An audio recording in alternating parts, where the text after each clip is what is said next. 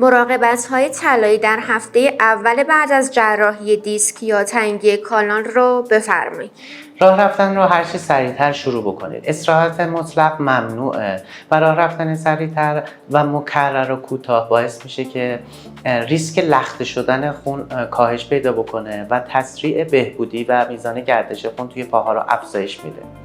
مراقب زخمتون باشین. از نشستن طولانی پرهیز بکنید. یبوست رو جدی بگیرید. مصرف داروها و بی‌تحرکی باعث میشه که یبوست افزایش پیدا بکنه که با مصرف ملین‌ها، مایعات و میوه‌جات باعث میشه که ما میزان یبوستمون کم بشه.